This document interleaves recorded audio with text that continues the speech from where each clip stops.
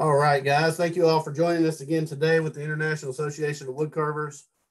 Today is May the 22nd. It's about 5 after 3 Eastern Standard Time. And want to thank you all again for joining us on this Saturday afternoon. Wanted to let you know today we've got Mr. Eric Owens that's coming to us from Boise, Idaho. Eric is a 9th grade earth science teacher. He has YouTube videos available out on YouTube. He's also taught some classes there locally, and he's going to be coming on talking to us about caricature carving and doing a demonstration for us today. Before we get started with that, I wanted to tell you a little bit about some things that are coming up as far as workshops for wood carving. You can check these out on woodcarvingacademy.com. Ryan Olson has a carving and designing miniatures class that's coming up. This is in June. He's taking applicants now, so make sure you reach out to Ryan if you're interested in signing up for that class. I saw this morning that Dale Green is still taking people for the Roper class, which is a cowboy caricature carving class that's coming up. Contact Dale if you're interested in that. Dave Stetson, who's on with us today, is going to have a class coming up in June as well on a standing figure with folded arms. I know he's working diligently to get ready for that class, so reach out to Dave if you're interested in that. Janet Cordell is going to be doing a class on carving an old face. I believe it's a female carving. Again, you can find these on woodcarvingacademy.com. If you're interested in that class, reach out to Janet Cordell and she'll be happy to sign you up for it. And then Dylan Goodson's going to be doing a class on a hobbit hole relief scene. He's a relief carver, and I think this is his first class through the Woodcarving Academy. So if you're interested in that, reach out to Dylan and make sure you get signed up for that. I got a few other things I'm going to be talking about at the end of the meeting that has to do with the International Association of Woodcarvers. We'll also talk about upcoming presentations at the end of the meeting. But before we talk about all that stuff, I'm going to go ahead and turn it over to Eric. And Eric, we appreciate you taking time out to join us today. Thanks for joining us on this Saturday afternoon, and we look forward to hearing from you and seeing what you have to offer to us as far as a demonstration today. Thanks, Eric. You want me to share a screen now? Or yeah, you're good. We can see you. It changes to the presenter screen there. Thanks. Well, I appreciate you having me on, Tom and Blake. It's an honor to be included in some of your presenters. So I appreciate doing that. Let me talk a little bit about my carving journey, because when you contacted me, I'm like, well, what do I got to talk about? I don't think I'm anything that other people haven't heard or said, but I think when I look back over my life, it's always seemed like I was headed towards being a carver. My mom's dad used to carve small things. He would take peach bits. Everybody knows what's inside a peach. He would take peach bits, carve them into monkey faces, and put them on keychains and give them away. And so at an early age, I saw carving going on in my life. Fast forward a few years back, this is when I was born in California. A few years after that, my dad got custody of us kids, and we moved to Tennessee, where his wife was from. And my dad's family, my whole side of my dad's family is all from the South. I did some research over the last summer during COVID just to see where our family came from. And you trace one line in the family back to I think it was 1736, all the way to North Carolina.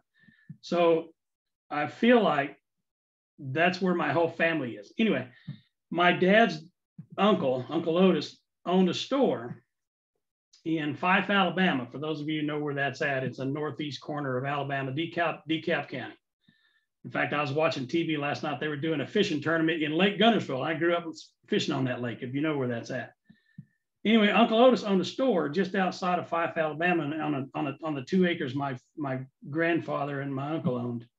And Otis had a store. It was one of those little country stores that people didn't want to drive very far to get to. And so they just drive to the nearest, I guess at the time, we call them now convenience stores, but then it was just a local store that had local stuff. And y'all from the South, maybe not from the South, you remember those old ice cream sickles that we used to get on a stick and they melted all over your hands? Every time I went in, Uncle Otis would give me one of those. And in a corner was a pot-bellied stove.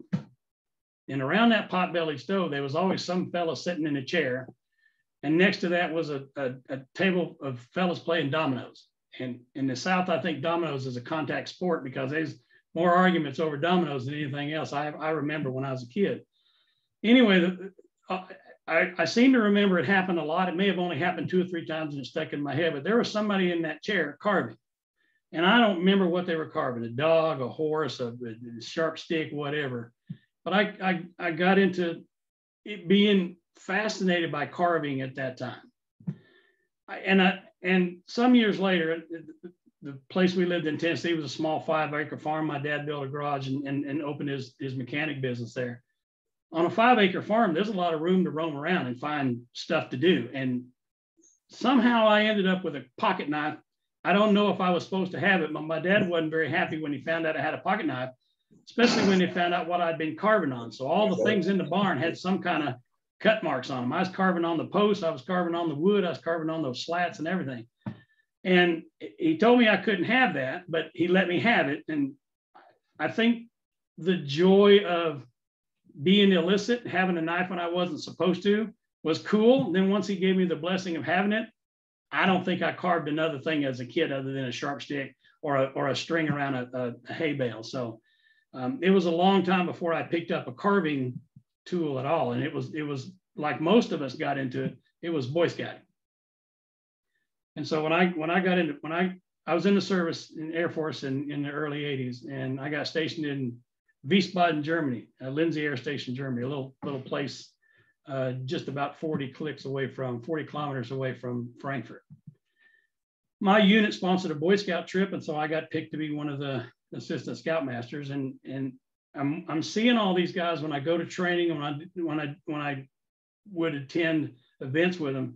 Everybody was wearing some kind of carved neckerchief slide, some kind of carved bolo, and I was fascinated by that. I thought that was cool, although I never really got into it at that time. My wife and I married while we were in Germany, and we took our honeymoon in 2 spots because we split it up.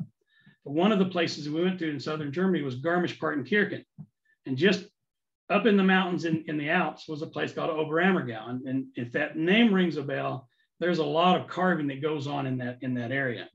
Oberammergau is where the local villagers have held a passion play every decade, every 10 years since, I don't know, the 1600s or whenever it was. And walking down those streets of that town, there were all kinds of carving shops everywhere. It seemed like everybody in town carved. And so you go and you see all these fascinating, I'm going to grab one real quick. You see these fascinating carvings that they would do, stuff like this. And all of this was, I started to say, all this was clamped in a bench, but I don't see the clamp mark down here. But you see, and I've picked up a couple of these over the years, but you see these Black Forest carvings and European carvings, and just fascinated by what they did.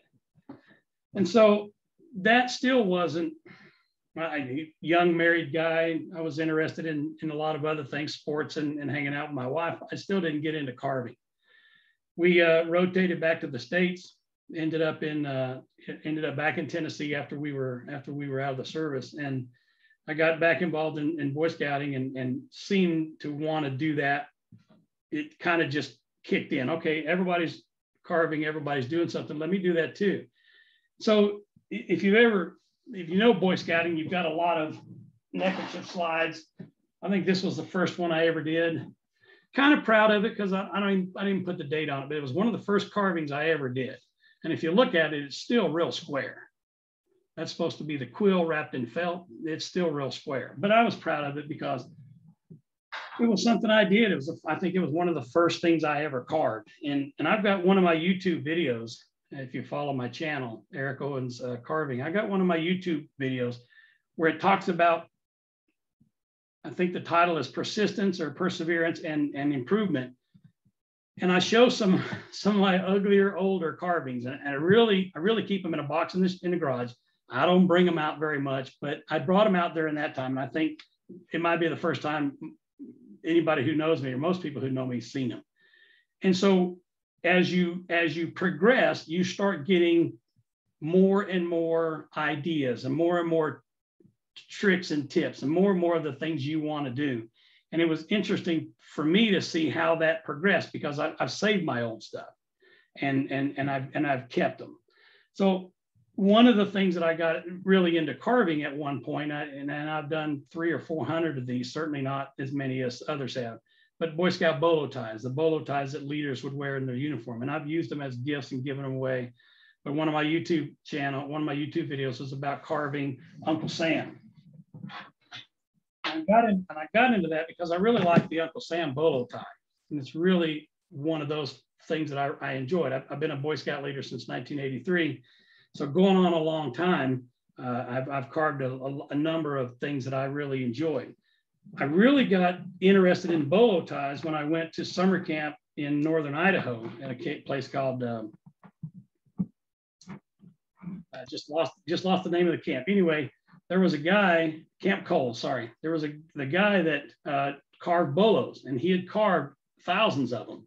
And I had a conversation with him. I think I stopped by and talked to him every day, but this was the first one he gave me. And I want to show you, there's nothing real fancy about this. Very bold, straight cuts, very defined parts, but not a whole lot of details. And you know, those are some great big ears, and the eyes are painted. But I was so proud to have this because there weren't many of them that had these. I walked around camp with it, and people were fascinated that I had it. When you flip over on the bottom, you see the number 4117. And I asked him, I said, have you carved 4,117? He goes, no, I've carved 4,117 of these. I've carved 4,000 Indians, and I've carved 4,000 Cowboys. And I was just looking at that thinking, holy smokes, that's a lot of carving. How in the world do you find time to do that? Well, he was 83 years old, and apparently when you retire, you have more time than you know what to do with. So anyway, I got into that carving. My wife and I were living in Tennessee, and if you've ever been up to the Cumberland Gap, they've got a visitor center up there. And guess what I saw from my past? A guy sitting in a rocking chair carving something with chips all around it. Well, it took me back to Alabama when I used to go to Uncle Otis's store. And I just thought that was the coolest thing. Anyway, when I started carving these bolo ties, I was very frustrated because I'd done a few walking sticks. They were okay. And I did a couple of bolos, and they looked like something the dog had chewed on. And my wife got tired of me griping, and so she bought a class for me because we had a woodcraft store at the time, still do.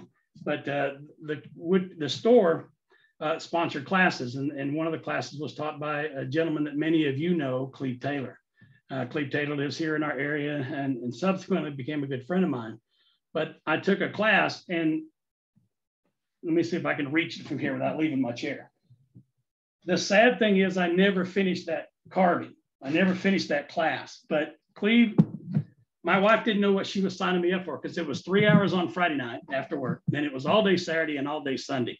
Well, for someone who hadn't carved for very long and hadn't carved long and sustained carving, after that first 3 hours, I thought my hand was going to fall off. It was so sore. And so Cleve gave me a few tips, and I went home and took about all the aspirin we had in the house. Anyway, the first carving I did was this one right here. Dapper Dan, if any of you remember this project. And you've seen that I broke his hand off, and I didn't finish the hand is glued back on, and the hat brim in the back is broken. I didn't finish him because I learned so much in that, and it wasn't really something I wanted to do at the time, but that was the first project I ever took. And I would not recommend anybody try to tackle a 3-day 9 or 10 inch tall figure as your first carving, because when you start carving, you want to find some success, and that wasn't it. But my wife didn't know, and I didn't know, and I didn't have any tools. The tools I had was a set of Japanese things that really looked like they were made out of aluminum. They were very flimsy, but a friend gave them to me, and I used them as much as I could. Since then, I've taken a lot of classes, and I've taught a lot of classes. I've been lucky enough, because we're here in the Boise area, we're lucky enough to have several really nationally known carvers. And I'll rattle off a few names that you know, and maybe a few that you don't. Cleve Taylor, obviously, but Vic Otto is an emeritus member of the CCA. Gene Fuller, emeritus, and now Ryan Olson. So all of them are here in this Treasure Valley area, is what Boise Valley is called. And so those of us in our Idaho Woodcarvers Club have benefited from taking classes and being guided along the way by those folks. Along the way, we've also had people like Ted Smith, who is a bird carver for Deer Flat Wildfowl studio out in Napa, which is about half an hour west of Boise. And Ted is a member of our club, and Ted does some wonderful carvings. We've had people like Jerry Simchuk and others that came through our club and were members at one time. Club's been around since 1980. So for 40 something years, club has been going on. There's been a lot of really good people. Cleve and Gene and Vic and Larry Chris used to run an event down in Twin Falls. And I know Dave Stetson's been there several times, and several others of the carving teachers. Excuse me. Several of them came, and they would run a 3-day event down on Memorial Day weekend down in Twin Falls. And it was just a wonderful opportunity for those of us here in Idaho who didn't have far to travel, because if Dave's teaching a class, it can be all over the country, and having him and others, Dave Dunham and others, come to Idaho was just quite an opportunity. Unfortunately, it stopped before I got a chance to go. But that opportunity has helped so many people in our area. I've been lucky enough to take classes from Marv Kaisersat and Chris Hammock and several from Ryan Olson, Pete LeClaire, Fuller, Taylor, even a guy named Dave Disselbrett over in Oregon, who's since passed away. But I got into carving mainly at the urging of Cleve Taylor, because I'd done a couple, and then I came to the club meeting, and Cleve was like, "Yeah, let's help you out a little bit," and he really did, because there were so many things that I didn't know that he helped me along the way. And I started my first real carving, faces. And so faces is the thing that I've really been more interested in. And along the way, I just really got into the caricature side of it.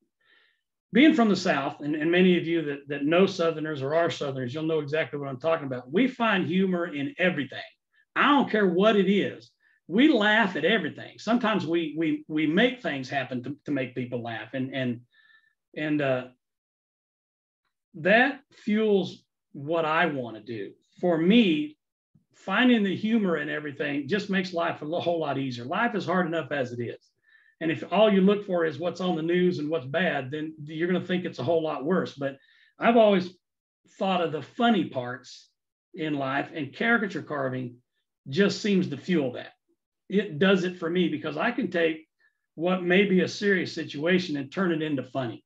I did a carving one time where a dog went up, it shows a dog standing next to a hydrant, and this out of order signs on the hydrant.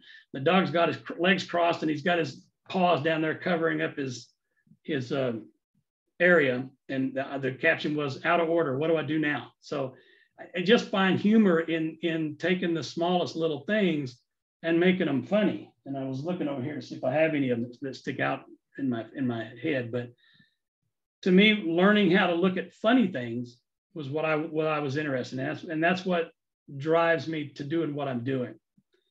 Going back a little bit, when I started carving with Cleve, I carved a couple of Cowboy Bus because he wanted to see what I could do. And I think, I don't know if I'm looking in the camera to see if I can see one of the bad ones I had. Let me grab one of those.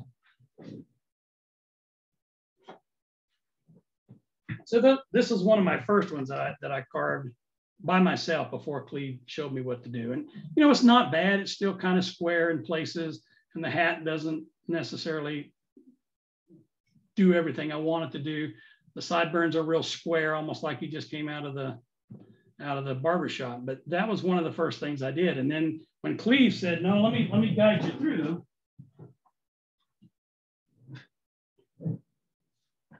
big difference in terms of everything fitting, everything looking like it's realistic. So you got a neck on this one. You don't have a neck on this one. Hat kind of fits the head. Hat kind of doesn't really fit the head here.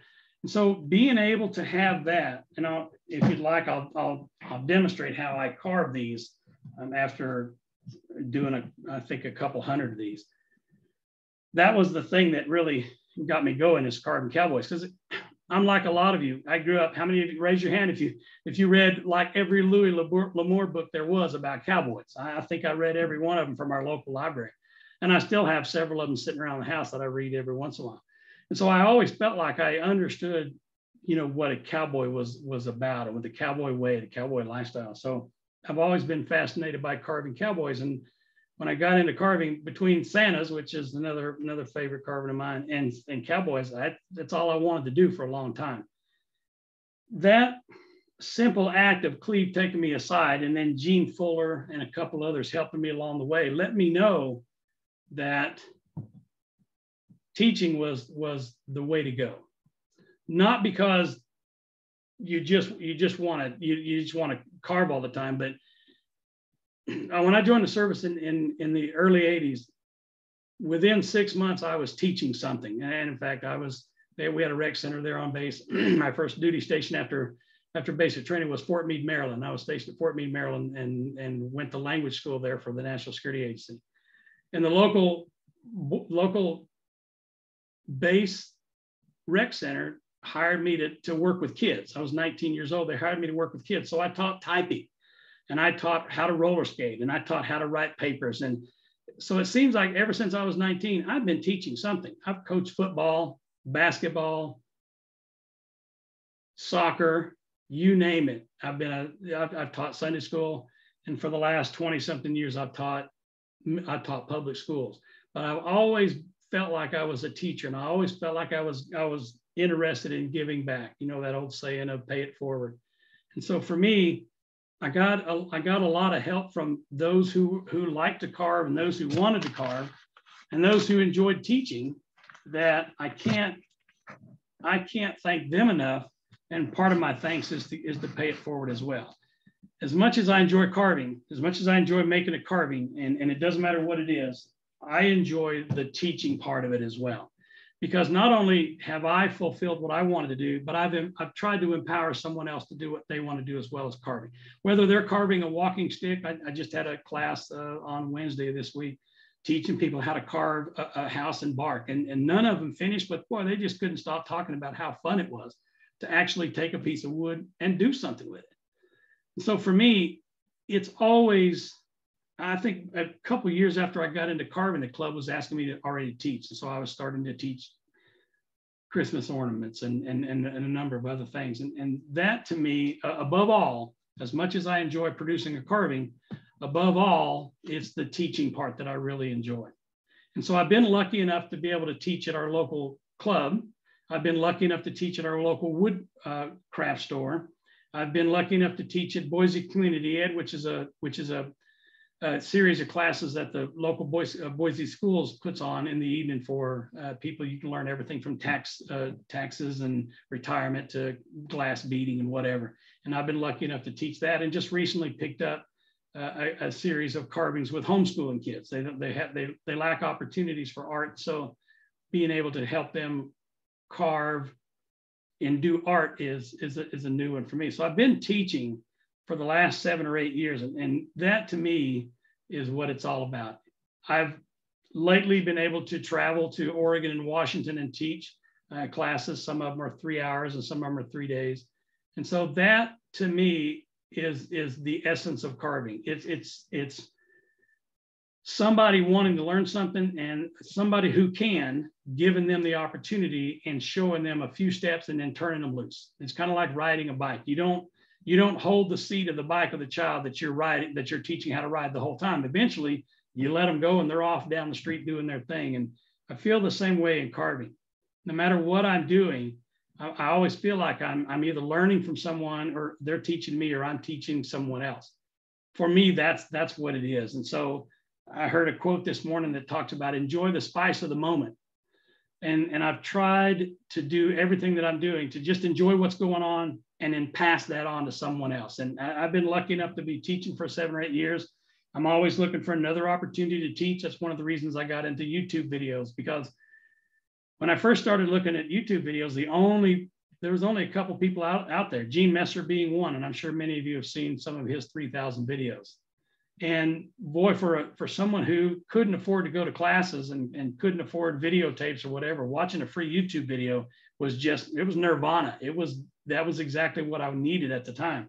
And I think I've watched a good portion of his, if not all of them, but just fascinated by that. And so fast forward a few more years, and I had the opportunity to do a YouTube class, and was was very pleased to do it, scared to death to put my face and my name and my words out there, because, you know, you worry about somebody criticizing what you're doing. It's not good as someone else's or whatever. But at some point, you know, you've got to quit revving the engine and you got to put the car in gear and go. And I did the YouTube videos and I really enjoyed them. I'm up over 100 videos, and I can't imagine stopping doing that. But teaching is what I've been doing since I was 19 years old, and that's what I want to do. So I'll continue doing YouTube videos as much as I can. I'm looking at researching into Zoom classes, and I travel to Oregon and Washington and taught classes in both of those places, and always looking for an opportunity to help someone learn a little bit along the way. So I'm dry mouth from talking so long. You're probably tired of hearing me talk. I'm going to carve a little bit. I can carve and talk at the same time. So if you got questions, I'm all ears. I may be able to answer them. I may not. I always tell somebody, if I don't know the answer, I'll find somebody who does. Somewhere along the way, we'll find an answer for you. So, or if you just want to know how I do one thing or another, but I enjoy teaching. I enjoy talking to people. I think I can talk the ears off a jackalope, but I enjoy having a conversation, and especially if it's something I like carving or painting or whatever, I'll talk until, you know, it's time to go close the doors and go home. So any questions out there for me? Or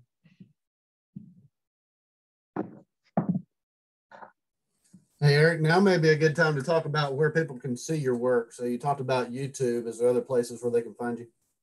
So my YouTube, you can search Eric Owens Carving on YouTube, and that's where I have my carving videos. You can find me. My email is ericowensart@gmail.com. You can find me on Instagram at ericowenscarver. And then my webpage, which I'm probably gonna update my webpage sometime this year with a more interactive one. It's just more of a blog.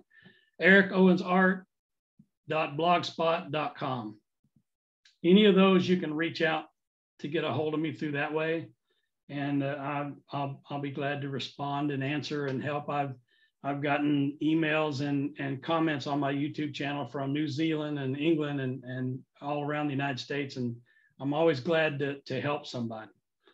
I took a class from Ryan Olson not too long ago, because he's one of our local carvers, and we were carving girls in a hot tub. And I recognize some of your names. Y'all were in that class too, and it was interesting because in that class, Ryan said, you know, you need to carve what you know, and if you can't draw it or you can't describe it, you can't carve it. So next, I saw Amy, his wife, not too long ago, not too long after that, in the store, and I said, so what does that mean, carve what you know? She goes, I don't understand. I said, Ryan said, carve what you know, and we're carving naked women in a hot tub. Tell me what I'm missing here. So she laughed and thought it was a funny story, but I'm sure they had a talk at home about carving what you know and what that really means.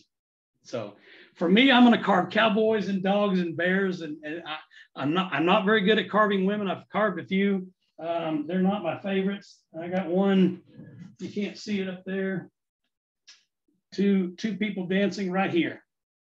So it's a young guy and a young girl dancing, and they're both looking over their shoulders at each other. And the carving, I think the carving is okay. And I like the way they carved the cowboy, because I've done a lot of cowboys, but boy, that woman's face it's true that you can't put lipstick on a pig and make it look like a woman. So I've given her an oversized lips and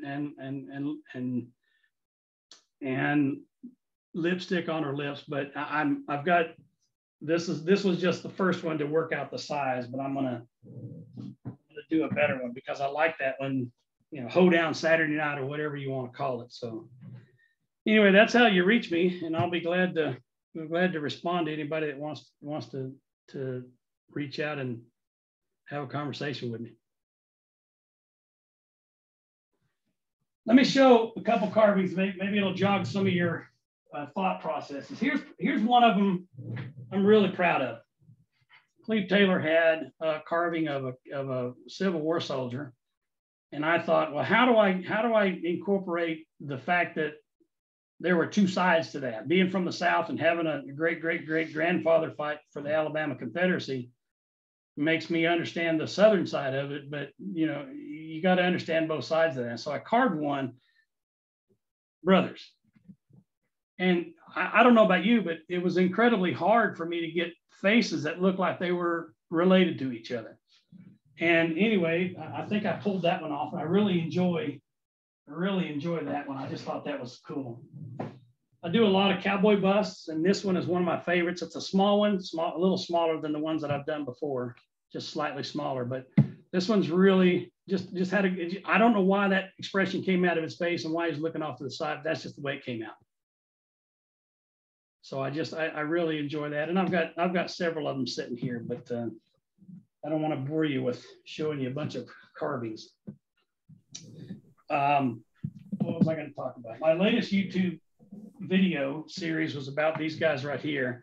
I found a flat plane Native American Indian, and I decided to take my take on it. Mine's a little beefier than the one that I found. If you watch the video, it's a little smaller and skinnier than this is, but this is a fun project because you can still do a lot of flat plane features on it. You can still leave a lot of the big flat pieces there and look at it, and you see the structure, even though there's an arm underneath the blanket and another arm under here.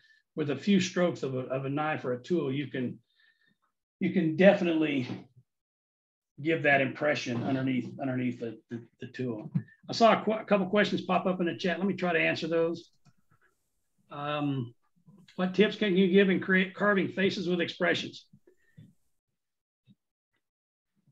I guess I heard Dave Stetson say this some time ago, that if you can't draw it, you can't carve it. So my suggestion is a lot of us don't feel like we can draw. And so it's really hard, especially when you consider how many muscles there are in the face, and every one of them have to work together. If you want a smiling face, the eyes can't be angry and the mouth up in a smile. It just doesn't work that way. And so what you have to do is make sure that everything works together. Occasionally I use a book called Drawing Face or Facial Expressions. And it's over in my bookcase somewhere. I forgot to bring it out. But look for that book. I have it in one of my YouTube videos where I talk about facial expressions. But the best thing to do is use a really cheap tool that we all have in our house, is a mirror. Go in the mirror, or have a mirror sitting right on your carving table. And if you're carving a smile, smile at the mirror and try to repeat that. But also understand that I hear a lot about carvings have to be symmetrical. Well, you know what? I bet if you took a picture of your face and cut it down the middle and tried to overlap them, there's going to be some features that aren't completely symmetrical. They don't have to be. I've heard carvers say for a long time, I can't make both eyes the same. Well, then don't. You don't have to, because when I'm looking at you like this, one eye is clenched and one eye is open. And so they don't have to necessarily be the same. What you have to match up is the expression with the carving. So if I'm smiling, but my eyes are angry, those kind of don't match up too much. And so being able to get that to the point where it makes sense, I hope I answered your question. I'm not sure I gave you specific things. Just understand how the smile line works when you smile, what happens to the cheekbones, what happens to the fleshy part, and especially what happens here. You know, that old expression, eyes are the windows to the soul. And that might be about as true as it can be, because that's one of the first things that people look at. They'll look at it and say, oh, I love the way his eyes are. I love the way he's smiling. So, you know, I used to spend a lot of time making sure the ear was perfect, when I realized nobody looks at the ear. They're looking at here and they're looking here. And so for me, those are some of the tips that I would give to people is make sure things match up. If you want to smile, make it smile. If you want to scowl, make it scowl. But realize that you are the best example that you have in front of you. And you can look at all the books you want. You can watch all the videos. You can draw all you want.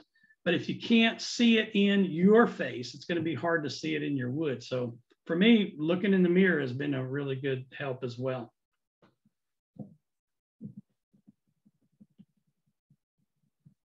I've been lucky enough to have 2 articles in Woodcarving Illustrated. These 2 guys here were these, I'm going to drop them and break them and embarrass myself.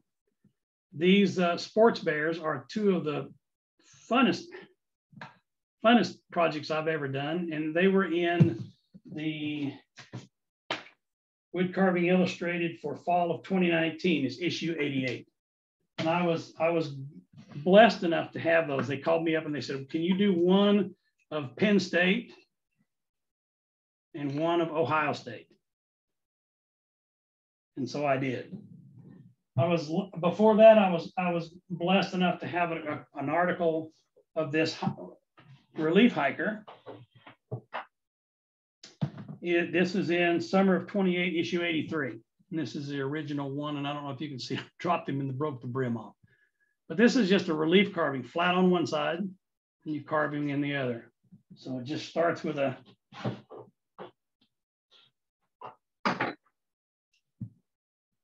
blank, and you start carving from there. You're drawing in the major features, as you heard other people say. So I took that a little bit farther, because in the article, Woodcarving Illustrated drew 3 more examples. And so you can do a duck hunter, you can do a military person, you can do a firefighter. And I just thought that was great that they took my idea and made it even better. I really appreciated that. But since then, I've done other relief carvings. And I really like relief carvings because for beginners, they only have to carve half the carving. So here's this guy, almost like he's walking like he's going to draw his gun. And I really liked him, but boy, this gets thin right here, and it really wants to break off, and it did in that one. So I mounted one in a wanted poster. Just found the wanted poster online, printed it, glued it on, made a frame, beat the frame up, I beat the devil out of it, as Bob Ross would say, and then stuck that guy on there. And I really like that one too. That's a class that I do as well.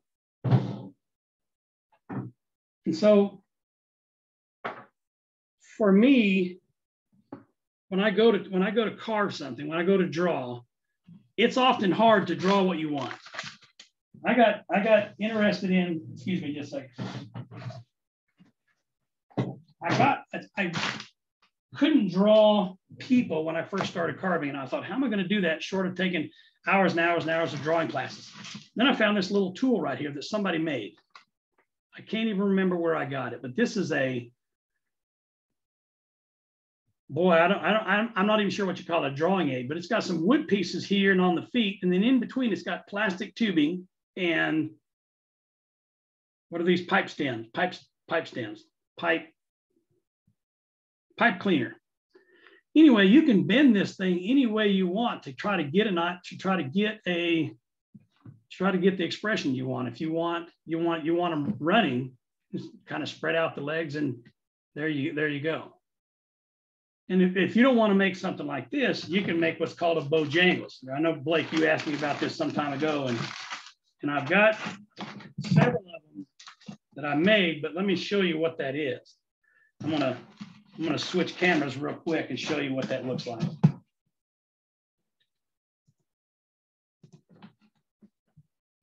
And so Bojangles is just simply a piece of thing that you build. You're using it. Here's the arm,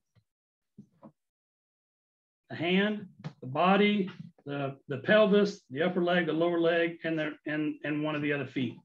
And so you can make this drawing, and then if you want the guy standing with one foot back here, make that drawing on top of that one, and then you've got that. If you want him running, here's one leg back here running.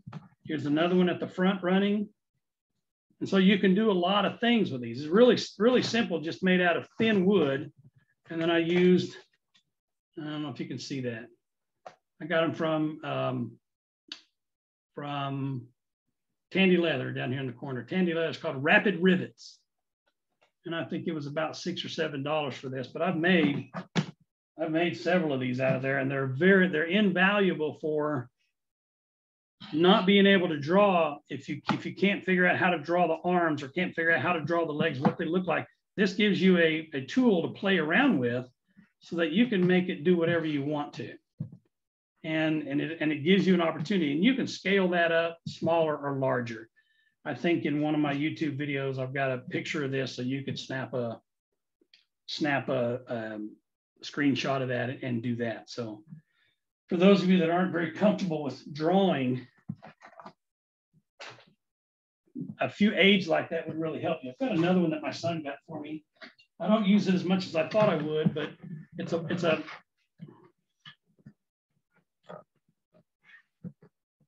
body that you can just about do anything you want. It's got replaceable parts. You can take them off and it's holding a gun or a knife or whatever, but you can remove the head, turn the torso, bend, twist. This is a useful tool. It's not very cheap. I think it's, yeah, I can't even guess how much it was. So for me, let me switch cameras real quick. Like most of you, when you need a moment and you need to feel validated, we all have a go-to project. For some of you, it might be carving a little dog. For some of you, it might be carving a feather. I don't know. One of my go-to projects is Cowboys, and another one is my Christmas ornaments. I have a YouTube video of carving Christmas ornaments, and mine have evolved over the years because my first ones looked like an old hobo with a hat on. A red hat, and I thought that was good enough. But over the years, I've kind of slimmed it down to what I want and gotten exactly what I want. So if you, and I know Blake's got a video like this, and so does several others, but you're using just half of a block of 2x2 wood. And if you find a way to slip that through your bandsaw and cut it in half, you can get 2 out of a block of wood. So I love those. Those are one of my go-to projects, but I've done literally hundreds of heads. Can't see them, but sitting over here, there's 3 boxes of heads that I have done dozens and dozens and dozens of heads. And for me, like I said earlier, I really enjoy the cowboy part. And so I want to play around with Cowboy. Let me demonstrate at least how I get started and go from there. This is the head I'm going to start with. And this is just simply out of a 2x2 block. And you can draw as many different kinds of heads as you want out of a block of wood and get all kinds of not only side profiles, but forward profiles as well. I don't usually cut this one out. I usually do this one and then I'll carve the rest of it off. And my camera's going to switch and go nuts on me. So let me get it down. This camera does really good up close. It doesn't do good far away. So let me get it down here so you might be able to see it. And so from there, all I'm going to do is draw what I need to. And I always start with a hat. So your hat's going to be right here. Use a marker, my wife says. Hat's going to be there. And so there's the start of my cowboy hat on both sides. Now, I showed you a couple of those cowboys that I had done first. And we used to joke that I had so many cowboys I carried around with me to demonstrations that if you tossed the beer in there, they'd all be fighting over it. But there were a lot of cowboys in there. Anyway, because I've done a lot and I really enjoy carving cowboys. They're just fun. I can give all kinds of expressions on a cowboy face. I don't know if you saw my Instagram, but here's a face that I did not too long ago. Just squinty eyes, smiley face, and he just looks like a happy old guy. Wouldn't you want to just take this fella and have a beer with him and sit and listen to his stories? I mean, that's the kind of guy you just want to spend time. He's got those ears going on. He's got a smiley face.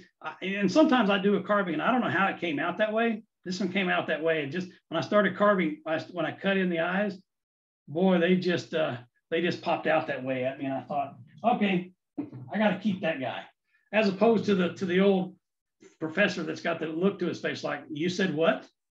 Don't question my teaching or whatever.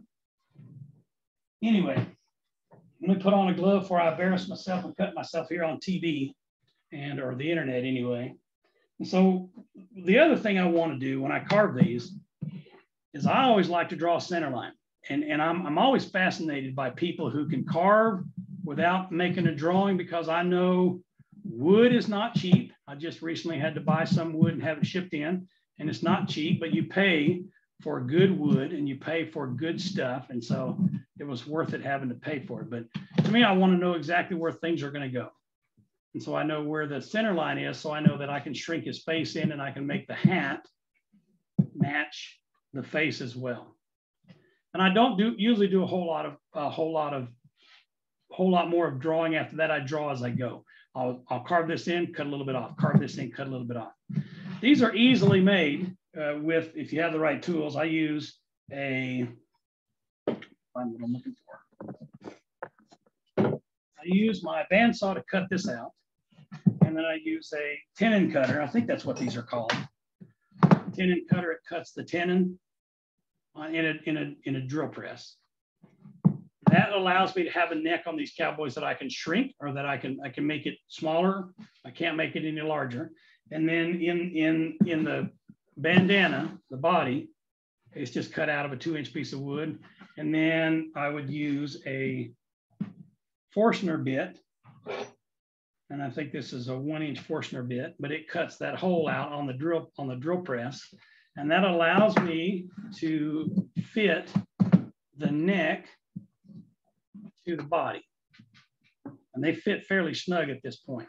And it allows me to be able to take that and start carving from there. Understanding that I'm not going to stand him straight up where his neck is straight up like this. I'm going to give him just a little bit of a tilt and tilt that hat back at the same time. And so this gives me an opportunity to carve a lot of these Cowboys or the head separately. Most of my carvings I'll do with the head separately, especially if they're going to be a large carving. If they're small, it's kind of hard to get all that detail in there. But when you're doing larger things like that, you have the opportunity to turn the head. And that carving I just showed you a minute ago of the guy that was a professor, that was all one piece. So I turned the head a little bit. But when you do that, a lot of times we fail to leave enough room for the neck. So again, I do the carving that I really enjoy doing, and Cowboys is it for me. First thing I want to do is I want to outline. I've got a soft V. This is a Denny soft V. Might have been OCC. I don't know. I can't remember when I bought it, but soft V, and I'm just going to take that line out because what I'm trying to do is establish depth at this point. And when I do that, I'm just going to make sure that everything fits where it is, because it's one thing to draw it on there. It's another thing to see it. And I'm not used to carving this far away from myself, so I apologize if I look a little awkward. But I'm just going to carve this, and then eventually I'm going to do the same thing at the top of the head. And I always start, after you've done a few of these things, you can start just about where you want. But I generally always start with the hat, because if I establish the hat, that's going to establish exactly how fat the head is. Because here's my hat, and generally I'll go halfway. So I got it cut in half. There's a 1-inch line down there. Here's my 1-inch line right down the middle. And I'm going to make another half line. So I'm going half an inch right there. Can't draw a straight line to save my life, you know. And that's going to give me an opportunity to know exactly how wide that head's going to be. It's going to be that wide between these two lines. So I'm going to take off all of this, and on the crown, top part of the hat, all of this is going to come off. I'm not worried about the brim yet. And so whatever hogging tool you use for that, use whatever you want. One of the things I found the best too is with a big number. Is that a number 9 or a number 6? I'm never sure. I think it's a number 9, but it's not as much out as a round one. And so what I'm going to do is I'm just going to hog that hat off. And all I'm doing, one of the things I have to watch when I do all my videos is make sure I'm staying in the plane. But I also have to explain, I don't have the same number of fingers that most of y'all do. If you saw earlier, I had a table saw accident a number of years ago and lost this middle finger, lost part of the thumb, so it doesn't really bend. There's no joint out here. They fused it together, and then this finger was sewn back on. So to watch carvers that will carve and can use their thumb to push, I can't do that.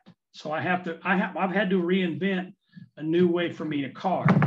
And so I can do that in a limited fashion. I can use my thumb. I've got a rubber tip, a thumb tip from a rubber glove here, and then wrapped it with vet wrap. And I can use that as a fulcrum. So it's there, and I can do that kind of carving, but I can't push with it. So when I demonstrate how to carve, I'm going to demonstrate a little differently than most people do, because I don't have that. So I'm just going to use, just roughly get that whole head out of the way. And I'll switch back and forth between a knife and this tool. Occasionally, when I really want to get into it, I'll use a tool that I bought from, I think I got this from Old Texas Woodcarving Shop. I can't remember for sure, but this is just a fishtail gouge that's had the edges ground off. And this allows me to be really aggressive because the edges don't catch. And so I can get right in here and I can just have a blast with this and just remove a lot of wood that way. I'm not watching the chat. Anybody got any questions? I'm glad to answer any questions you may have.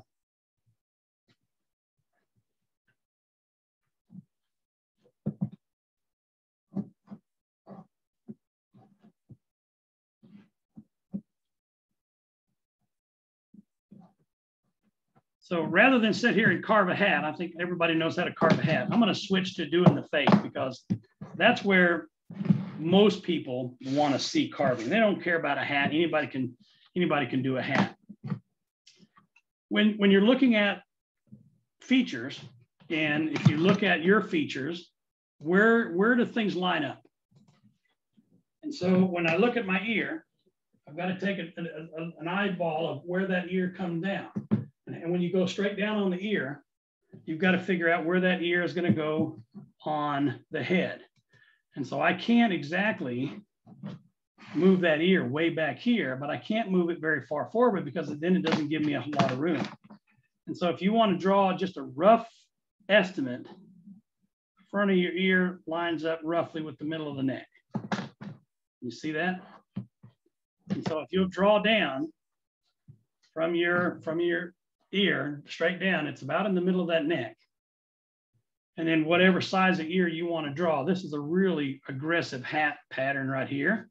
And so if you want the ear like that, or if you want the ear bigger, if you want to flop it over, you'll eventually end up having an ear that looks somewhat like this, if this is where the nose is. And so there are going to be several planes. You've got a plane for the ear. You've got a plane for the hair behind the ear. You've got a plane for the sideburns if you want to put them in, and then you got to leave the plane for the face. So I really start right here, and I'm going to cut off that halfway down the face. So I'm connecting these lines from the head, and we're splitting everything into 4 pieces.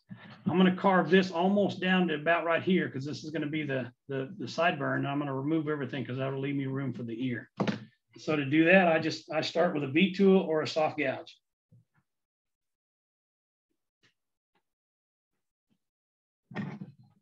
Using my handy Drake V tool. This is a, I don't know, number 70. That is, it's pretty big. It's bigger than the smaller ones I got. Anyway, I want to make sure that looks good. So I'm going to take off just that line. And if I like where that goes, I like to put in a stop cut right there. All the way down that groove. And then one right here. Now, one of the things I found a lot is if you carve a lot on this side and then switch over, you got to make sure both of those sides match. So connect them across. This is where that groove is right here.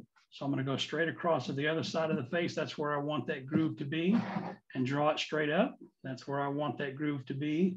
And so if I were to measure, these should be this distance, and this distance should be the same as this distance and this. And if not, you've got time to check it. I can pull out a set of calipers over here and measure it, but it looks really, really close. This one might be just a little bit less. Give it over here.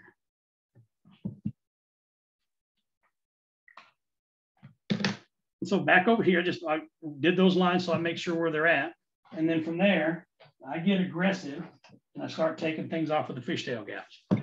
The thing I have to remember is the more times I smash up into that hat, that's that much more cleanup. Same way with here. But it's not that hard to know exactly where you're going. And so you're just taking off with your fishtail gouge. And just deepening that, knowing exactly how far down you're going to go. And then what we'll do is we'll point the face, because there are some tricks about doing the face that you've got to keep in contact as well. Sometimes I can't show you exactly what I'm doing because I'm holding it differently than you would with full set of fingers. So I try to make a joke out of it just because that's all I can do. And on one side, I can really go in here with my big knife, and I can trim that down real quick. It's hard going one way, but trying to do it down on the other side, you usually find out that the wood is not cut straight in line with the tree. Sometimes it's off just a little bit. And when it gets off a little bit, you don't have the wood coming off in the same way every single time. And so you got to take that into consideration. And so I'm going to just continue carving that face down until I get down to this line here. So I don't want to go any farther than that line. Blake and I had a conversation before we started about what project you think somebody would enjoy. And I was thinking Christmas, because it's never too early to do Christmas, but I think most of you would probably enjoy a cowboy face. And so we agreed that that's what we were going to do. Anyway, I'm just continuing down, making that face narrower and narrower and narrower, because he's got a narrow head, as we saw from the line that we drew on the hat. So we've got to get that down to where we want. And so we'll piddle and piddle and piddle until we do, carving one way and then another. I'm always fascinated by carvers who can carve without a glove. I've seen a lot of people in classes, and I've seen a lot of people in videos carve without a glove. To me, I'm not going to do it without a glove unless I'm by myself and not showing anybody. I was carving in a class the other day, and I had a hole right here in my glove, right there, that I had nicked, and I hadn't sewn it back up. Guess what happened? Yeah, I poked myself, and then I had to go to the bathroom in the middle of the class. Luckily, nobody knew what I was doing. They didn't know where I went, and so I was able to hide it. But I get back to the carving room, and I had to throw that glove in the bag and grab another one because it had a little bit of blood there. And nothing more embarrassing for me to say, you know, do as I say, not as I do. I have a friend down in Utah. He says that all the time, Guy Nelson. So you may know him, but he'll say, do as I say, not as I do. And when he's carving his cowboy bolos.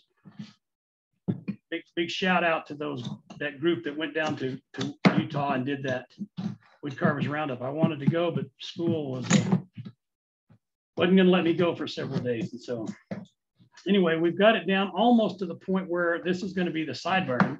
And so what I would do then was draw a sideburn in, whatever that sideburn is going to look at. And then I'm going to look like, and then I'm going to draw and cut this part off right here, the ear. So I'm separating the planes of the face. I said there's one plane for the hair, there's one plane for the ear, there's one plane for the sideburns, and then another plane for the flat face. And so I'm just going to take a V tool, carve straight down. I love using the V tool because it takes off a lot of wood in a very targeted way. And so I can see that it's exactly where I want it to be. And then I can come back in and make a stop cut here, and a stop cut here, and then cut out that wood down as far as I want to cut.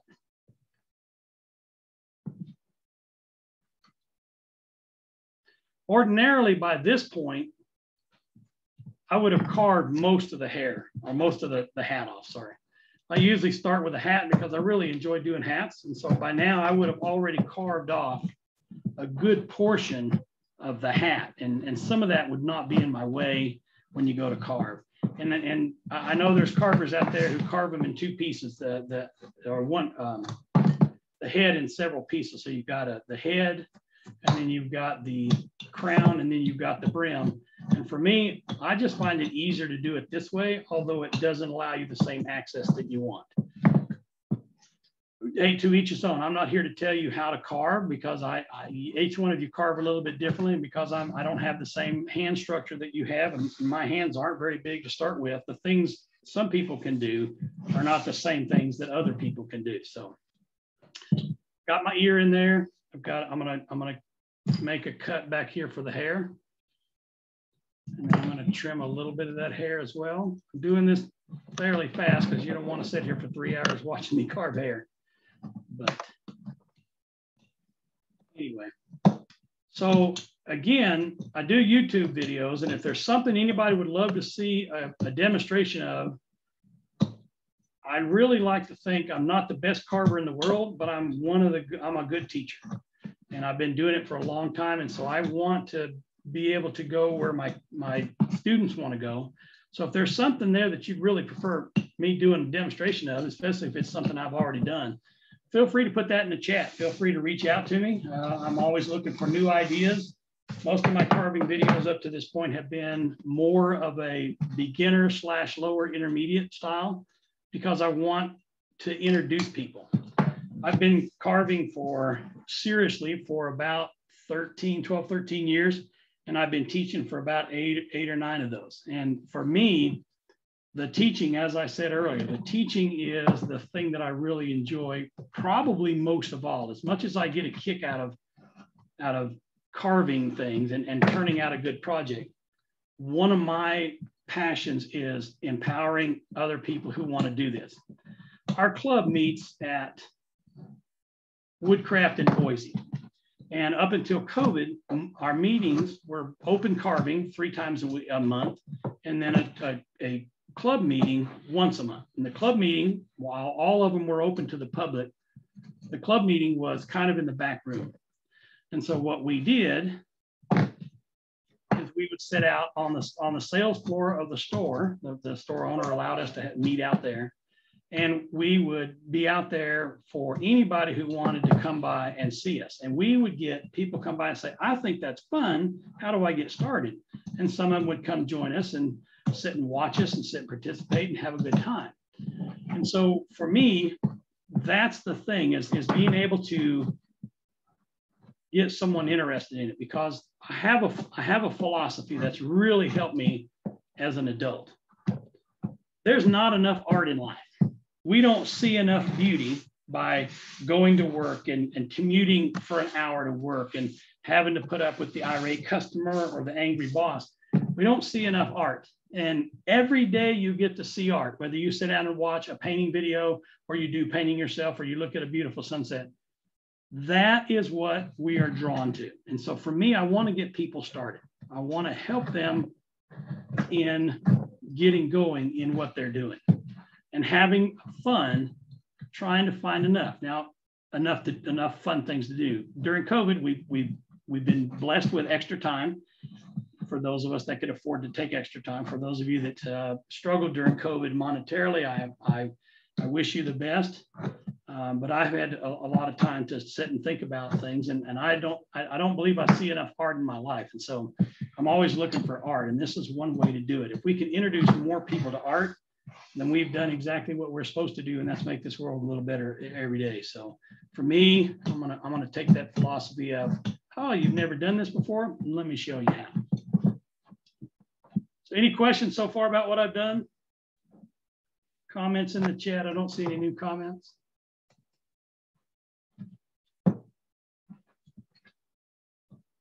So for those of you that stuck around, let me show you something.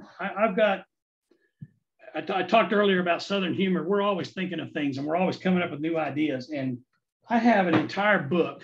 I'll pull that out. I'll show you this entire book is chock full of things that I've written down of projects. I'd love to do all the superheroes and just all of those. I would love to do all kinds of different bears. I've done a hippie bear, and I really enjoyed that. My cousin ended up with one of those. But I did the fan bear. That was an article.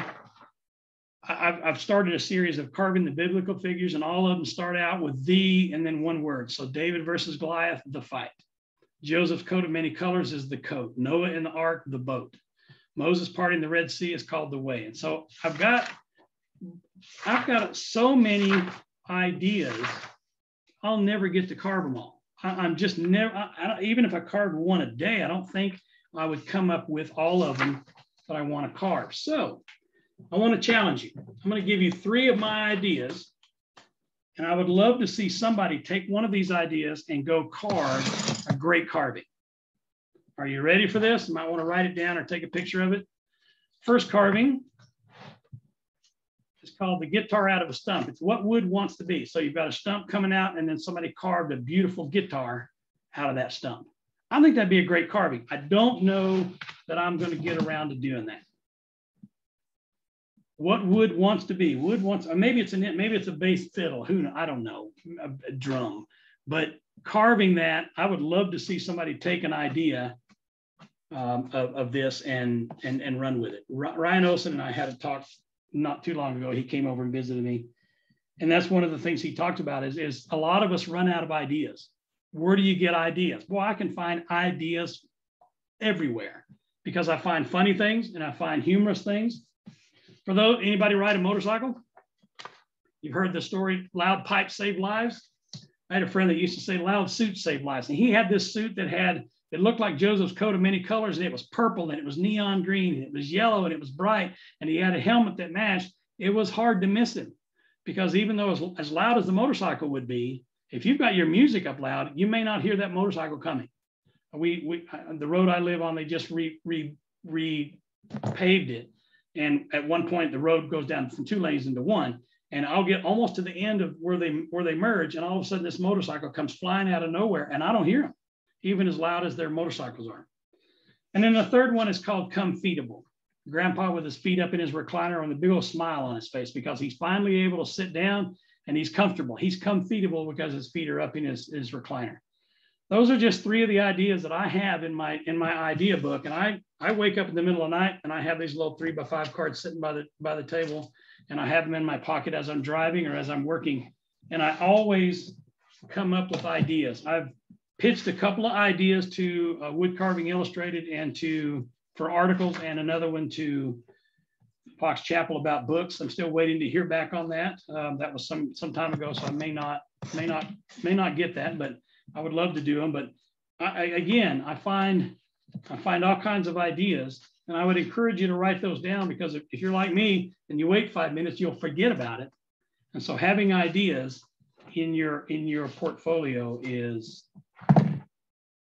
a great idea to not run out of carvings. If it's true that as long as you have chores to do, you won't your life on Earth will be extended, then I've got enough carvings going on that I'm probably going to live until the next century. But anyway, from here, what I would do next is I would start to carve the face. And at some point, you want to get that profile shape to the face. So the nose is going to be stuck out here. The nose is going to be right in here. That's going to be the point of the nose. And if you follow the anatomy of the head, for the most part, where the bottom of your nose is where the bottom of your ear is. You can just about draw a line straight over. It's not true for everybody, but it's close enough for most people that that's exactly what you're going to end up with. And so if I said my ear was this long, the bottom of my nose is going to come about right here, and that looks a little bit long. So I know that I'm going to shorten this ear up. I know that I'm going to take pieces off of it here because I'm going to round the top of it. And if I flop it over, it's going to be a little bit differently as well. But there's the ear. It's in that groove, so it's drawing weirdly. But there's my ear right there. And if I project that straight over, somewhere around here is where the nose is going to be. And so that might be true if this was the bridge of the nose and you've got a nose right there. That might be true. And that'll give you room to put a big mustache. I know a lot of people don't like carving mouths, and they don't like carving ears, and they don't like carving eyes.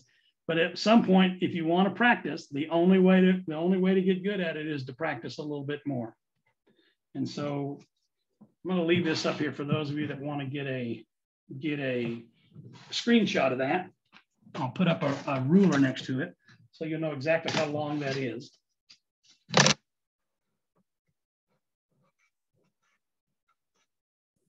So it looks like it's about 4 inches long, roughly, because you can trim some of this off here. You can bring that down if you can't fit it in there. But again, you can size this up on a copier and you'll get bigger and littler.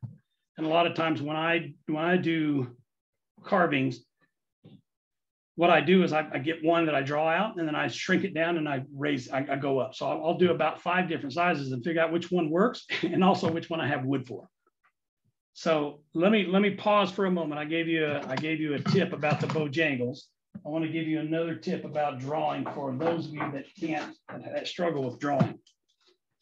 A lot of us can draw straight on. So here's the head, here's the body, here's the hands out here, here's the legs, here's the feet.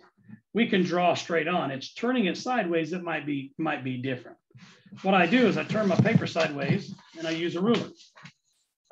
This is for beginners. I imagine most of you experienced carvers know this trick already. But I'll just lay out, here is where the head's going to be. Here's where the neck is going to be. Here's where the hands are going to be. Here's where the bottom of the shirt's going to be. Here's where the top of the shoes are going to be. Here's the bottom of the feet. And then from there, okay, you do have a little bit of artistic ability, but from there, here's my legs and the shoe. Here's the arms and the hands. Here's the shirt. And then, now this is generic drawing of what you're going to do. If you got one leg in front of the other, that's different. If you got one arm bent here like that, that's different. And then the head.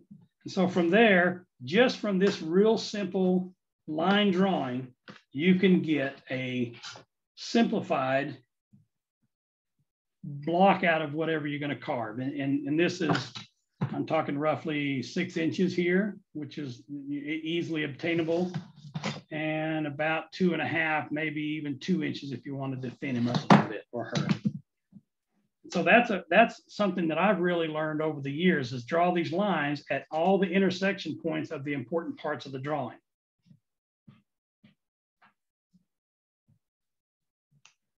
And how you lay all this out, whether it's a really fat guy or a skinny guy, girl, whatever, and a hat will add a little bit to that. But that gives you an opportunity to be able to just very quickly sketch out the gross anatomy. I'm not talking about spending a lot of money on an art class, and there's nothing wrong with that. I've spent money on art classes too. I've watched a lot on YouTube video, and I'll tell you, the time we're in now is so much more wonderful in terms of doing the things we want to do than it was 20, 30 years ago. Imagine now you can take a picture in a second, in an instant, and save that forever, whereas years ago you had to take the picture and then wait for it to get developed. And so now you can take a picture of anything you want. I want to carve that. I want to see that. I'd like to draw that. And it's on your phone, and you can send it to your email, and you can print it off on your computer, whatever you need to do. And so being able to look at art that way, fascinating way to do that, because I know when I was growing up, if I wanted to learn carving, the best way to do that was find a master who knew how to teach you. There weren't very many videos, and there certainly wasn't the internet or Pinterest or anything like that. So it's been able to, this opportunity has been able to, for us, give us a chance to find more subjects, to find more help, to watch people. And so that's one of the reasons I enjoy doing the YouTube videos, because I get a chance, whether you can travel or not, or whether you don't want to travel, you get a chance to sit in the comfort of your home and watch Doug Linker or Lynn Dowdy or Dave Stetson or any of the other number of people that are out there teaching wood carving and wood carving classes. So to me, it's a great time to be an artist, because you have so many ways to be inspired with what you're doing. I've rambled now for an hour and a half almost, there's only been 1 or 2 questions. I'm certainly willing to open it up for chat. One question. Thank you for that tip. You're welcome, Evelyn. Thank you. And so I'll just continue on. What size was the block of the Cowboy that you did? So this is a 2x2. So it's 2 inches thick. I always do most of mine out of 2x2. You can't see that, not can you? Let me switch cameras again. So that block started out 2x2.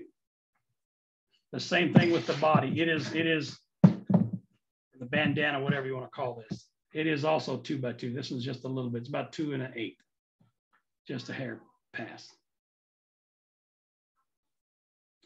So what I do when I cut them off, this is about 4 inches tall here, and and the head is about 4 inches tall. So 2 by 2 by 4 is what you've got on this. And if you've got a bandsaw, great. If you don't have a bandsaw, you can do this with a coping saw. I've got a video. I had a guy in England get a hold of me and said, hey, many of us over here in England don't have a bandsaw.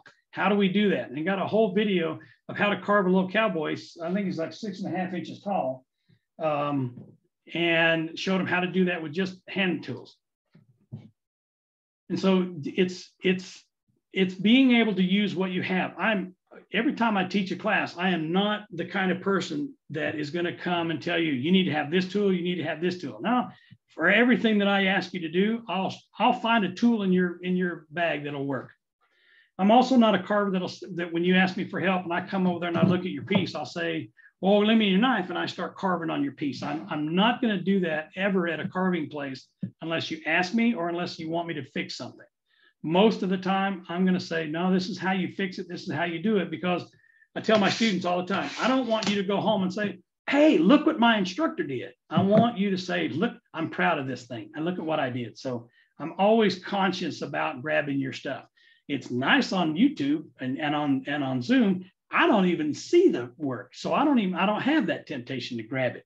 But when I'm in person, I never grab somebody's carving and start carving on it unless there's got to be a really serious reason for that. It's about to break off a piece that's vital, or they've really screwed it up and I need to help them fix it or show them how to fix it. A lot of times I'll say, well, I'll do it to this side and you do it to this side, or I'll show you step by step and we'll work it that way. So I firmly believe that if you're going to pay your money to take the class, then you're going to do the work. I'm not going to do the work for you. And that way you'll learn a lot more as a carver. So Eric, another question that comes up quite a bit in these meetings. People like to hear how you finish your carvings. Can you talk a little bit about your finishing process?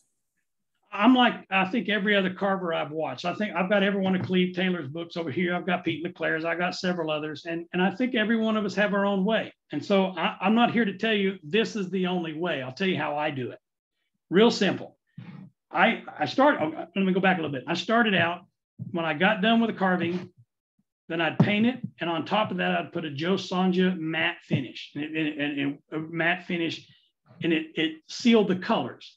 And then on top of that, I'd put a Watco natural or dark stain and then wipe most of it off, and it got down in the grooves and it looked like it was weathered.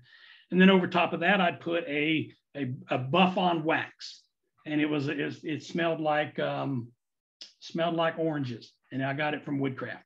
And that's what I was told to do. And over the years, I've ruined so many carvings by putting that antique on it. And so for me, I've gotten to the point now, when I'm done carving, I'm done. I'm going to paint it. I'm done. I don't put a sealer on top of the paint.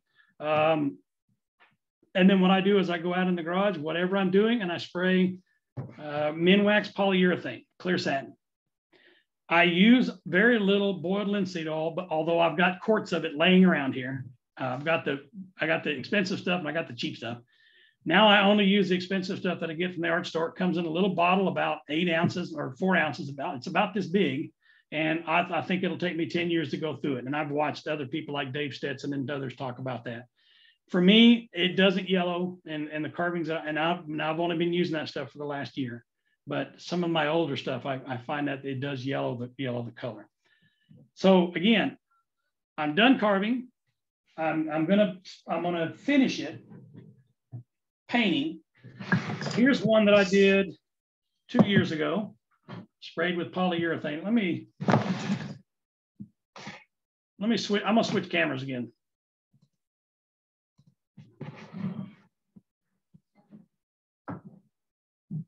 And so you see, maybe you see it. It's not going to do very well. Switch again. So this guy was finished with Minwax polyurethane. It doesn't give it a shine, but you can shine it up if you want, because you can spray it with it comes in clear satin, semi-gloss, and clear gloss. And so every one of my carvings, every one of my later carvings are all sprayed with Minwax. It doesn't give it any kind of finish unless you add like 4 coats. And I only add 1, maybe 2 coats at the most. And so the way, that light's going to throw it off. But you get an idea of how it looks. And so again, I think I've tried a lot of them. The one thing I haven't tried is boiled linseed oil with burnt umber. We were talking about that just the other night on our Zoom club meeting. That's the one kind of finish I haven't tried is burnt umber, the oil paint burnt umber in the boiled linseed oil. But I've almost completely gotten rid of that boiled linseed oil except for that small bottle of the artist stuff. And it says refined on the bottle. So I don't know what the difference is. And none of them knew. The guy who did wasn't working that day. So it makes it difficult to find out what it is, because the internet is full of good information and some of it is true. And a lot of it isn't. So when you go out and you ask a question like, what's the best finish for my carving? I did blah, blah, blah. You'll get 1,000 answers and 1,000 of those will all be different. So I've learned trial and error, because I could pull out a box of bad carvings that I ruined because I put the wrong finish on them, or I put too much. I did a shelf setter not too long ago, and I antiqued him because the one that I was using as an example was antiqued, and boy, I really screwed it up. That face looked like it had been, scattered with coal dust and then run over. So that sits on the back shelf behind me, and I keep my head in front of it so you can't see it. So I don't want to show that to anybody. But finishing is an individual process. Sometimes you've got to ruin a couple carvings to find out what doesn't work, and you've got to ruin a couple to find out what does work. Hate to say that, but a lot of things are just trial and error. And mine, I certainly trialed and erred a lot of mine as we went along. Hey, do you happen to have a carving that you use boiled linseed on that turned yellow? Some people had told me it is like a nice patina, and I have never seen one that was old with that linseed. I don't know, because I've got a lot of carvings that I haven't kept. Somebody wanted, and I just didn't keep them. And I've got let me look for a minute. I may have one sitting up here behind me. Give me a second or two if there's another question. And again, even if I said here's one that does that, I'm not sure the lighting is going to be very good for showing that. But I was looking for some of my older stuff that I put linseed oil on, and I didn't. And when I say yellow, I also mean yellow and darkening as well. Here's one I did of a Native American, and I don't know that you can see it, but it ended up being, the light's not showing that, but it ended up being darker and yellower in that face than I wanted it to. Hang on, let me get a better camera.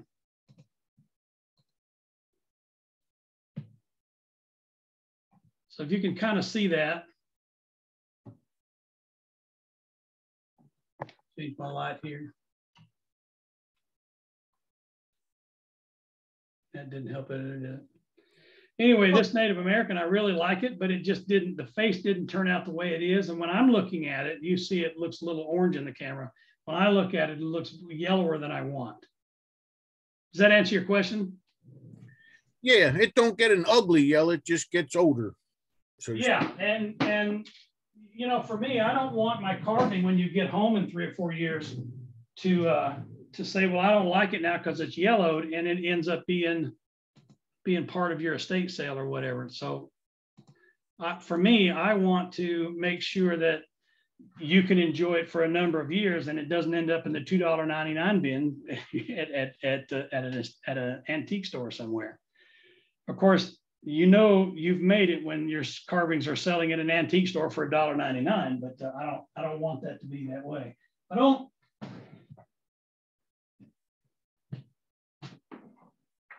don't see any more up here that I've got that have boiled linseed oil on them. That I don't, and I think probably the primary reason is people come and ask for donations a lot for raffles and charities and things like that, and I give away a lot of that for that.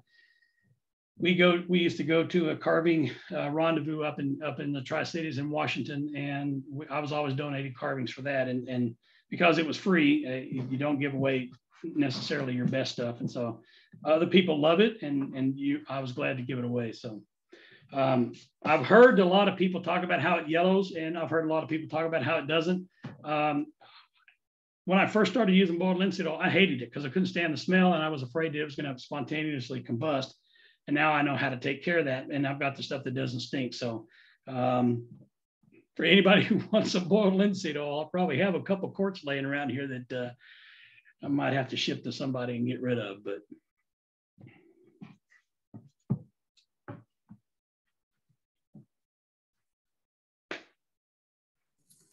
All right. Any other questions for Eric? How did your hot tub Harry turn out, Eric? One of the women wasn't too bad. I tossed the other one in the corner. I figured she, you know, I don't know much about soaking in a hot tub with women, so I'm not sure I could do that carving very well. I'll leave that for Ryan and those of you that have that experience, but I'm not finished with it. And when I take a class like that, a lot of times I don't finish because I'm there to learn what that instructor is there to teach me. And so a lot of times I get back and I say, you know, I learned a lot, and leaving it as it is reminds me of what I learned in the class. And so I don't finish necessarily everything that I've done in a class. You see right above this shoulder right here, you see the tie guys. That was a Ryan Olson class. I took those, finished those. Those were fun because they were a lot of fun. Ryan, I'll tell you a quick story about Ryan. Where is it at? This one. I was carving, and I was having a rough time right in here. Right in here on the tie. I was having a hard time getting that thin to make it look like it was just the collar of the tie. Ryan comes over, I'll show you how to do that. Whack, whack, snap. Whole thing just snapped off. And so we ended up having to glue it back on, and I painted it so the line covers right over that thing. So I don't think you can see it, but that was one of the things I finished in Ryan's class. We did it at a friend's house out in Nampa.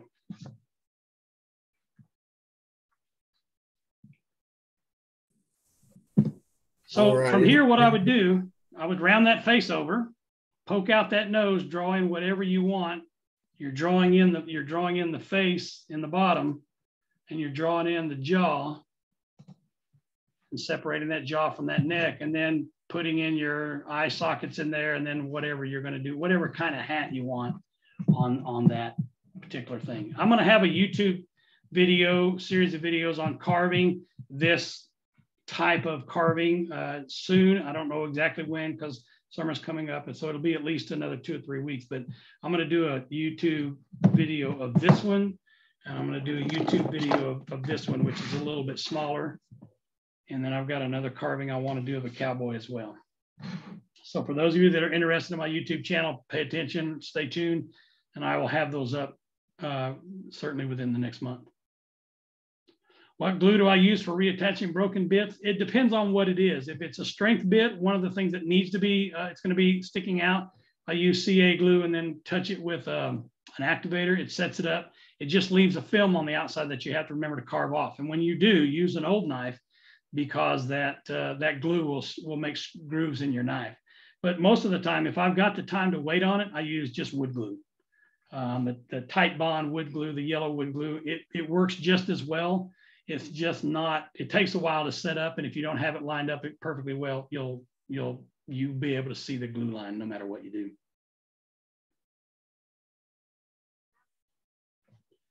Other questions?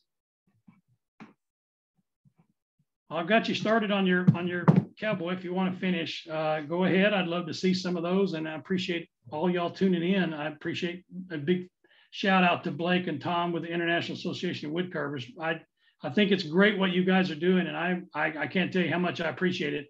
I don't always get to tune in live with you, but I go back and watch all of those videos, and especially if they're Idaho carvers. The guy in Coeur d'Alene that was doing the bears recently, I really enjoyed hearing.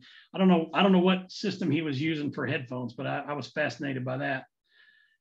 We've got some wonderful carvers here in the valley that I enjoy listening to as well. So appreciate it. Appreciate the opportunity to be here and keep up what you're doing. It's wonderful, and it's great for everybody who needs it and those who don't. All right, Eric. Well, we appreciate it. We appreciate you taking time out to present with us today, and some great tips as far as like you were talking about the Bojangles. I know I asked about that before, and I'm definitely going to be looking on the website there to try to find out where I can buy those grommets on Tandy leather. So that's good information. And I look forward to see if anybody creates those projects that you named off there. So that's great. But thanks for coming on. Thanks for presenting for us. And we look forward to future YouTube videos from you and other class opportunities as they come available. So thanks for Call that. me up. You asked me about coming to Tennessee. I'd gladly come to Tennessee and teach class. And as soon as you come up here, I'm going to be the first one that signs up. So come on down. Wanted to talk to you a little bit about some things that's coming up with the International Association of Woodcarvers. Next week on our Saturday meeting, we're going to have a fan bird carver, but they also do other kinds of carvings. They do chainsaw carvings and other things. The person's name is Yanni Gronlund of JG_Woodcrafts. So if you want to look them up on Instagram, it's JG_Woodcrafts. They'll be on with us next Saturday. And then on June the 5th, we're going to have Mr. Roger Stegall that's coming on. He's going to be doing a caricature carving demonstration with us. Roger has some YouTube videos out there. He's taught at the Renegade and has taught other places. So look forward to Roger presenting with us. Tom and I have had a few discussions about the direction that we want to take International Association of Woodcarvers in. We know that summer is upon us. It's getting warm. The attendance has dropped off as far as our meetings go. So we have a few ideas that's going to be coming up that we're going to be sharing with people on social media. We want to make sure that we get the group as involved as possible, and the people that want to participate, get them involved in discussions and participation and growing in wood carving. One of the things that we proposed and put out there on social media this week, we've talked about opening up the Zoom chat, or not the chat, but actually this meeting number on a weekly basis, so people can come in and interact with each other. You can come on, see who's in the meeting, and ask questions, talk about wood carving, share things. It might be a good opportunity to have kind of an international club meeting where people just come in, sit, carve, talk about what they're doing, and ask questions of other people in the room. So if you all think that's a good idea or something you'd be interested in, let us know. It would probably be a set time each week. We actually have to open this meeting up, and we'd probably leave it open for 12 or 24 hours. So you can pop in and stay as long as you want to and leave, and really just have open discussion instead of having formal meetings like we're doing now. So that's something that we've talked about doing. We've also talked about doing an interview format where Tom and I sit down and interview people and capture some stories about wood carvings that we haven't done on these meetings, and share those out on YouTube. So that's probably something else that we're going to be doing, and possibly produce those into podcast type meetings. So again, more opportunity here to share with wood carving through podcasts and other interview type processes through YouTube. So look forward to that. And then we've tossed around, we've had difficulty getting people to sign up as far as presenters. We've done great as far as getting presenters the last 55 weeks or whatever. We've been able to get people to sign up. But now that it's getting warm, it's a little difficult to get people to commit, especially, with other opportunities and stuff out there for people to go do. Plus COVID is dropping off. So we may change the format as far as our weekly live meetings to maybe more of a monthly process instead of weekly, especially through the summer. So that we can continue to provide good quality content instead of just scrambling to try to find somebody, and if we don't have somebody, having to cancel. So we're tossing around that idea. We're open to suggestions from you all, from the group. Again, this is a group thing. Tom and I run it, but we feel like it's a community. So we want to make sure that you all are involved. So reach out to us, let us know ideas that you have so that we can continue to utilize this process, utilize the International Association of Woodcarvers, so that we can share carvings with other people and make sure people stay involved in wood carving. So some of the things that's coming up, some of the things that we've tossed around and talked about. Again, we'll be sharing other things on social media. Stay tuned for those things. And again, we'll take your suggestions and try to implement those as much as possible. So that's what's coming up. Look forward to Yanni Grunland next weekend. We appreciate y'all taking your time out this Saturday to meet with us. And we will see you all next Saturday at 3 p.m. Eastern Standard Time. Thank you all.